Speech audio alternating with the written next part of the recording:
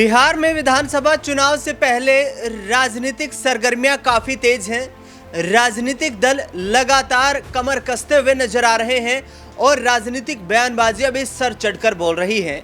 दरअसल आपको बता दें कि बिहार में इस बार किसकी सरकार बनेगी ये तो विधानसभा चुनाव के बाद ही तय हो पाएगा, लेकिन माहौल बनाने में, अपने पक्ष में मतदाताओं को लुभाने में हर पार्टी ने जोर आजमाइश करना शुरू कर दिया है। और इस कड़ी में सबसे तेज कोई दौड़ता हुआ नजर आ रहा है तो वो आरजेडी खेमा है, जिसकी अगुवाई तेजस्वी यादव कर रहे हैं। दरअसल बिहार में जमीनी स्तर पर क्या कुछ हालात हैं, बिहार में यदि आज चुनाव हुए, आज की परिस्थितियों के अनुसार किसकी सरकार बन रही है और किसे यहां पर सत्ता की दहलीज तक पहुंचने का मौका मिल रहा है, क्या बीजेपी और जेडीयू गठबंधन को बड़ा झटका लग रहा है, बिहार का सियासी समीकरण क्या इस विधानसभा चुनाव में बदलता हुआ नजर आ सकता है, क्योंकि लोकसभा चुनाव में भी देखा जाए तो 2019 की तुलना में 2024 में इंडिया गठबंधन को मजबूती हासिल हुई है और उसी मजबूती के आधार पर तेजस्वी यादव ये दावे कर रहे हैं कि आने वाले वक्त में बिहार में सत्ता का परिवर्तन निश्चित दिखाई दे रहा है। दरअसल ग्राउंड की कुछ यहाँ पर रिपोर्ट्स के आधार पर ओपिनियन पोल की जानकारी आपको देते हैं कि आज क्या परिस्थिति नजर आ रही है। दरअसल बता दें आपको कि इंडिया गठबंधन, जिसमें आरजेडी शामिल है, कांग्रेस पार्टी शामिल है और कुछ वाम दल शामिल हैं, इसमें आरजेडी को आज की परिस्थिति के मुताबिक 92 सीटें मिल रही हैं। कांग्रेस पार्टी को 28 सीटों पर जीत मिलती हुई दिखाई दे रही है।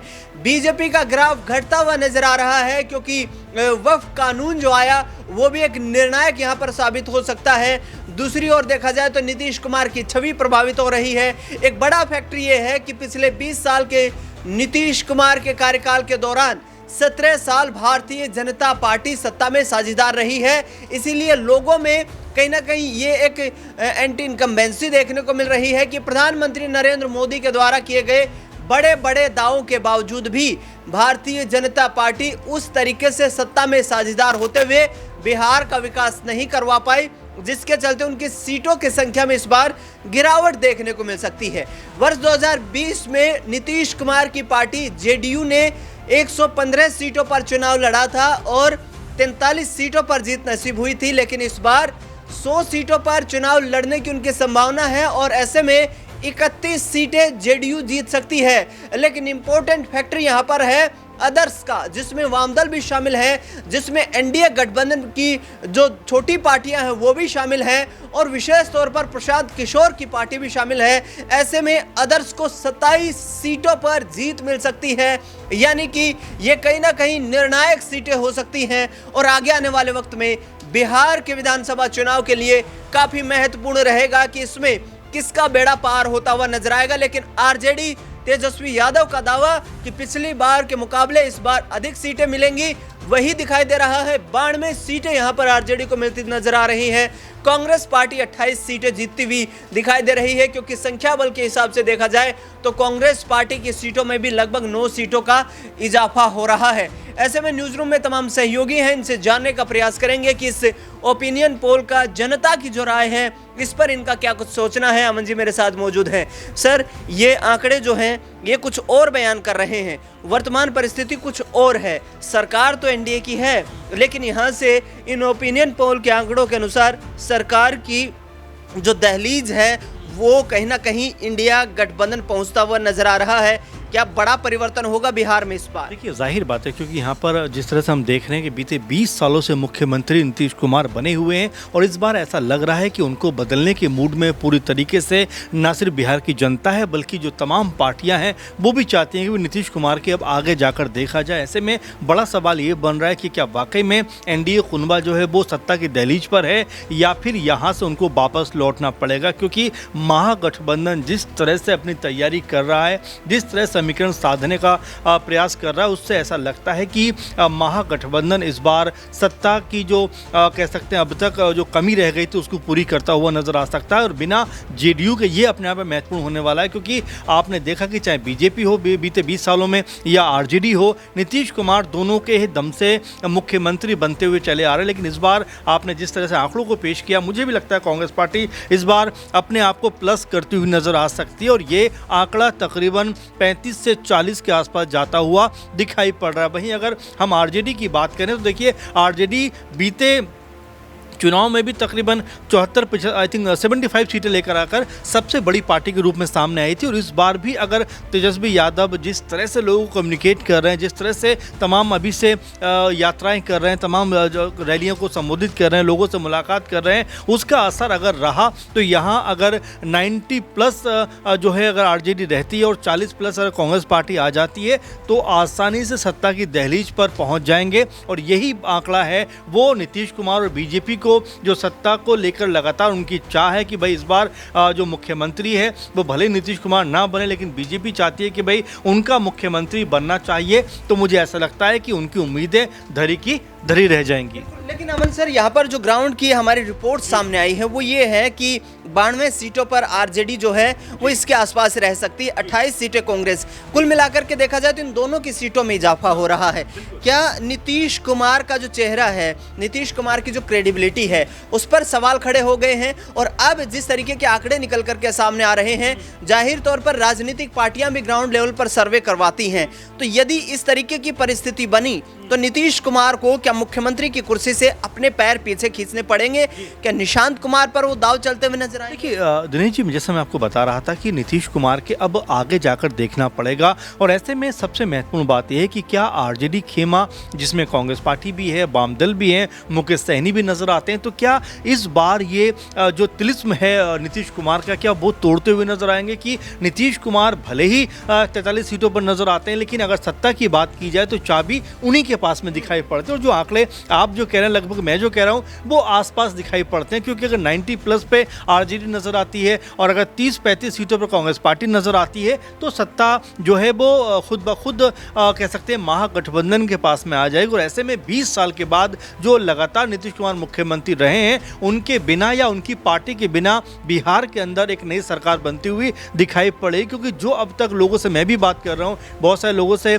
कह सकते हैं कि उनकी जो राय है, ओपिनियन है, वो लेने का प्रयास करूं, उसके आधार पर अगर देखा जाए तो हर कोई ये कह रहा है कि भाई अब तेजस्वी यादव को मुख्यमंत्री बनना चाहिए। और लगभग बिहार के अंदर 90 से ज़्यादा सीटें आरजेडी की इस बार आ रही हैं। कांग्रेस पार्टी को देखा जाए तो कई लोग ये भी कह रहे हैं कि जिस तरह राहुल गांधी ने मेहनत की है, अगर बीते 3-4 महीनों की बात की जाए तो राहुल गांधी के 5-6 दौरे बिहार के हो चुके हैं, एक बार फिर बिहार पहुंचने वाले हैं। तो ये भी स्थिति बता रही है कांग्रेस पार्टी ज़मीनी स्तर पर अपने आप को मजबूत कर रही है। आपने देखा राहुल गांधी बीपीएससी के छात्रों जाकर मुलाकात करते हैं, पलायन रोको कह सकते हैं कि का नारा देते हुए नजर आते हैं। इसके अलावा दलित वोट बैंक में सेंधमारी करने की कोशिश करते हैं, 19-20% दलित वोट नजर आता है बिहार के अंदर। तो ये तमाम जो कारण है वो ये बता रहे हैं कि कांग्रेस पार्टी भी अपने आप को यहाँ पर अगर 30 प्लस सीटों पर लेकर गई तो आप आसानी से देखिए कि जो महागठबंधन खेमा है वो सत्ता में आता हुआ नजर आएगा। महागठबंधन के लिए कहीं ना कहीं राजनीतिक तौर पर सत्ता का सूर्योदय होता हुआ नजर आ सकता है बिहार में। और बीजेपी की परिस्थिति पर नजर डालूं तो मैं 65 सीटों के आसपास बीजेपी यहां पर दिखाई दे रही है, जो अपने आप में कहीं ना कहीं 15 सीटों का नुकसान है। और इस डैमेज को कैसे कंट्रोल किया जाएगा, क्योंकि अभी काफ़ी वक्त बाकी है विधानसभा चुनाव में। नाजमीन मेरे साथ मौजूद हैं। नाजमीन, ये जो डेटा निकल करके सामने आए हैं, क्या कुछ मानना है? कितनी खुशी आरजेडी खेमे में, कितनी खुशी कांग्रेस खेमे में? और बीजेपी इन डेटा के आधार पर यदि इसी तरीके का उनका ग्राउंड लेवल का सर्वे रहता है तो उस आधार पर अब अपनी रणनीति में कैसे परिवर्तन कर सकती है? देखिए, अगर हम यहाँ पर लगभग 4 पार्टियों का जिक्र करें, जैसे कि आप कह रहे हैं कि आरजेडी है, कांग्रेस है, बीजेपी है, जेडीयू है। आरजेडी कांग्रेस की बात करें, ये अपना एक गठबंधन है। बीजेपी जेडीयू की बात करें, अपना गठबंधन है। लेकिन बिहार में 2020 के मुकाबले बड़ा फर्क आया है। जहां जो कमज़ोर पार्टियां नज़र आ रही थी वो मजबूत हो रही हैं, और जहां मजबूती थी वो कमज़ोर कमज़ोरी नज़र आ रही है। जैसे कि नीतीश कुमार को लेकर यहाँ पर 2 से 3 कारण बताना चाहूँगी, जिसमें भारतीय जनता पार्टी के लिए उनका वक्फ संशोधन कानून जो उन पर ही भारी पड़ रहा है, जहां उनकी ही पार्टी से और उनके एनडीए सहयोगी दलों से मुस्लिम नेताओं ने इस्तीफा सौंपा और देश भर में जो विरोध देखने को मिल रहा है। बिहार में खास तौर पर मुस्लिम संगठनों ने ये कह दिया कि हम बॉयकॉट करते हैं उन दलों का जिन्होंने हमारा साथ नहीं दिया है। वहीं नीतीश कुमार के सीएम चेहरे पर सहमति ना बनना, महाराष्ट्र के तर्ज पर बिहार में वही समीकरण अपनाने की बात करना, और वहीं चिराग पासवान हो, जीतन राम मांझी हो, उपेंद्र कुशवाहा हो, ये मुश्किलें भारतीय जनता पार्टी की बढ़ा रही। यानी कि जो गठबंधन मजबूत होना चाहिए था बिहार में, बीजेपी के फैसलों की वजह से, बीजेपी की खामियों की वजह से इन तमाम दलों पर भारी पड़ रहा है। अब देखिए दूसरी तरफ बात करें हम आरजेडी की बात करें, 2020 में भी उनका जो मुकाबला था वो जेडीयू से ज़्यादा था, लेकिन मुकाबला हमने बीजेपी और आरजेडी के बीच में देखा। जो आंकड़ा निकलकर सामने आता है तो पहला स्थान आरजेडी ने ही यहाँ पर हासिल किया, फिर भारतीय जनता पार्टी आई, तो जेडीयू आप देखिए तीसरे नंबर पर थी। तो ये समझा जा सकता है कि जेडीयू की स्थिति यहाँ पर बिहार में अभी भी कमज़ोर है और जेडीयू की वजह से बीजेपी की कमज़ोर नज़र आ रही है। लेकिन आरजेडी की बात करें तो महिला वोट बैंक पर असर पड़ेगा, क्योंकि अभी इन्होंने महिला सम्मान राशि की बात की है। इसके अलावा आरजेडी की बात करें, तेजस्वी यादव लोकसभा चुनाव से अब तक यात्रा निकाल रहे हैं। तीसरी बात करें तो कांग्रेस पार्टी के लिए अब राहुल गांधी जो हैं वो मजबूत चेहरा बन रहे हैं। अभी तक बात करें तो कांग्रेस पार्टी ने रुख अलग नहीं किया है। पप्पू यादव की बात करें, बेशक वो कांग्रेस के साथ नहीं है, लेकिन फिर भी वो अपनी जो मौजूदगी है कांग्रेस पार्टी के प्रति दिखाते हैं।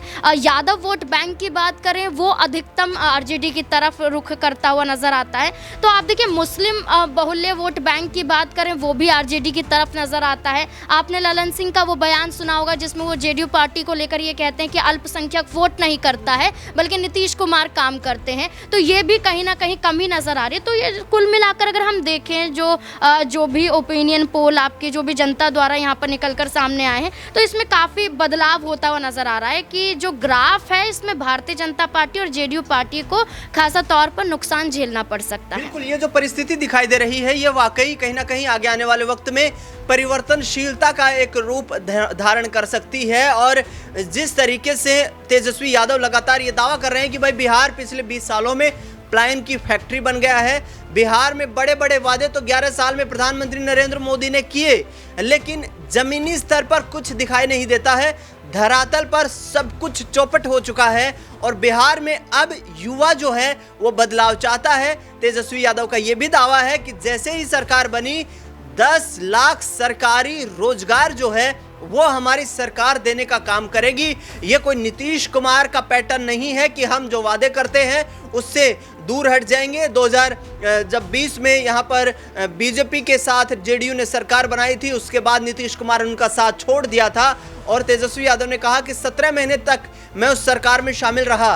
1,70,000 सरकारी नौकरियां हमने देने का काम किया और 1,70,000 नौकरियां प्रक्रियाधीन करवाई। दूसरी बात वो कहते हैं कि 2015 में जब मैं पहली बार डिप्टी चीफ मिनिस्टर बना था उस दौरान भी 18 महीने तक सरकार चलाई और उसका नतीजा ये था कि बिहार में हमने रोजगार पर फोकस किया। लेकिन नीतीश कुमार जो है वो सिर्फ कुर्सी के लिए लड़ाई लड़ रहे हैं। नीतीश कुमार की कुर्सी पर भी बड़े सवाल हैं, क्योंकि कहीं ना कहीं उनकी जो छवि है, उनकी जो क्रेडिबिलिटी है, उसको लेकर बिहार में आम जन में कहीं ना कहीं अविश्वास पैदा हो रहा है और ये अविश्वास कहीं ना कहीं सत्ता के लिए काल साबित हो सकता है। इस पूरे मुद्दे पर आपकी क्या राय प्रतिक्रिया हमें कमेंट बॉक्स में जरूर बताएं।